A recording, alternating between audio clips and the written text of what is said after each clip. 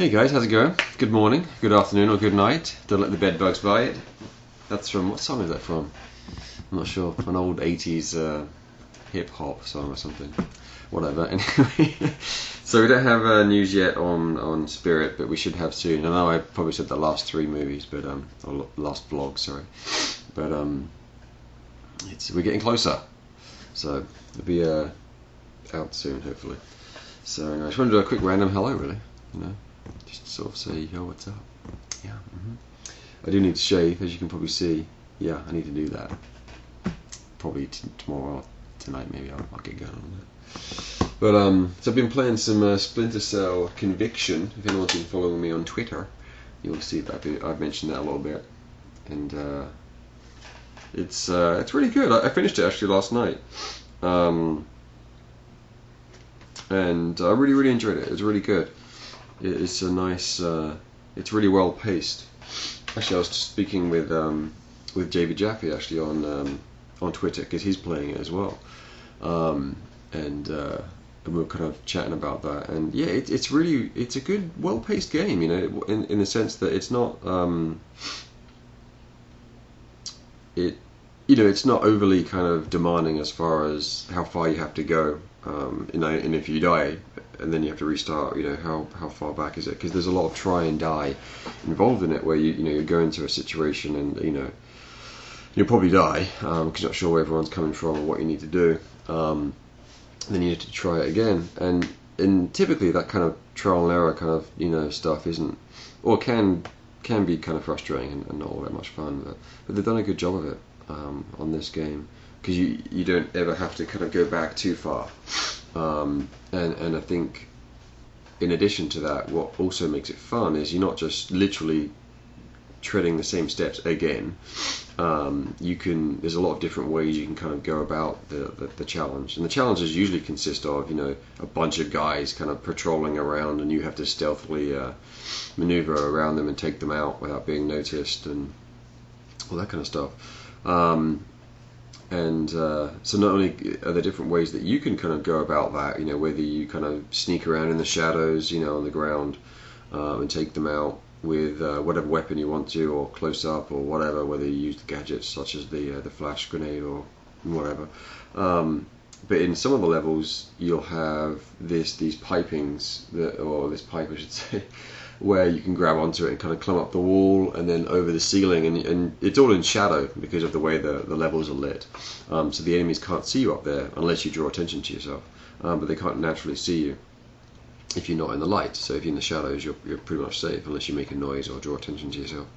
So there are those kind of situations, in addition to being able to sneak around on the ground. And then some of the levels, some of the more office building type of stuff, they'll have I guess kind of cubicle kind of setups that have I guess it's kind of like it's hard to explain. So it's like an office setup, and there's almost like a fake ceiling above the cubicles, which some offices have. And then what you can do, and then there's the real ceiling kind of above that. That doesn't really make much sense, does it? But when you look at it, you'll see the side of the cubicles, and you can see that, I can climb up there above that. So it's not like you don't have to go through the ceiling to get above the fake ceiling. You can kind of see it from a side view and jump up and kind of get in there. And you'll have these fake kind of cubicle areas in a little area over here. Then there'll be a regular ceiling, over here. Then there'll be another area where they have the lowered kind of ceiling for the cubicle kind of area. So anyway, what's really neat is you can kind of get up there and sneak around and get kind of above the enemies as well as an option. So it's really good. There's a lot of different ways of doing it. So I would find, I'd try it a certain way and die, and then just, either try the same tactic and then just not make the mistake that I made last time, or I just try a different tactic. And it's nice because you just get better at it. You find different tactics, and you learn what works best for you and where you can go and which weapon to use and which gadgets to use and so on. It's really good. I really enjoyed it.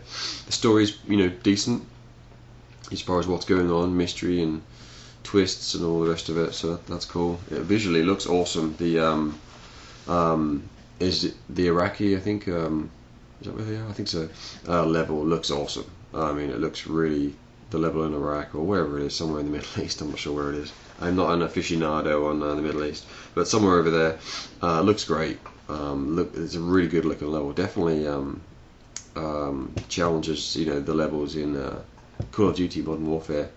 The first one, I haven't played the second one, on the 360. Looks great.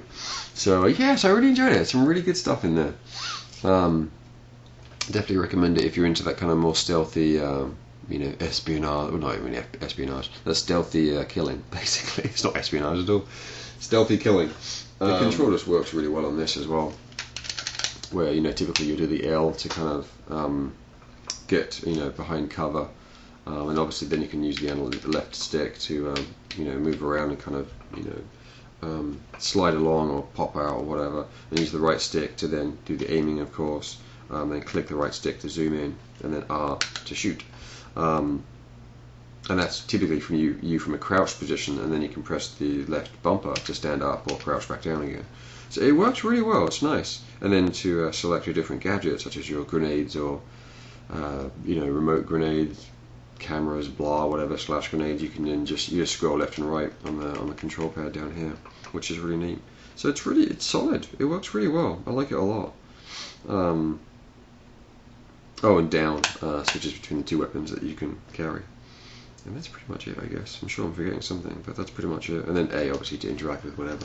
But it works really well. It feels solid. Like, it's probably very similar to Gears of War. I haven't played that for a little while, but it's probably very similar to control to that. As far as the you know, the cover and stuff like that. So anyway, I just wanted to say a quick hi, really. That was really it, and just talk about Splinter Cell because I enjoyed it, liked it. And hopefully we'll have something out on Spirit soon. Sorry for the delay. Chances are it's going to be interesting. I don't know. It's just my paranoia, I guess. But chances are, if you're watching this, you you know, I have no idea if you're going to be interested in Spirit. It's so different than Dementium and Moon that it's certainly not aimed at the same audience. So and then our other game, Smoke, is aimed at another completely different audience than Spirit or Dementium or Moon. So that one, Smoke, is definitely not for. If you're watching this, you'll probably not like Smoke. I'll just put it out there. It's just aimed at a different audience, where that audience probably isn't reading. It's a kids game, you know. Smoke is, not Spirit. Smoke is, you know. So they're probably not looking at websites, video game websites. They're certainly not looking at my blog. Probably don't even know that this kind of stuff even exists. So Smoke is definitely a very different game.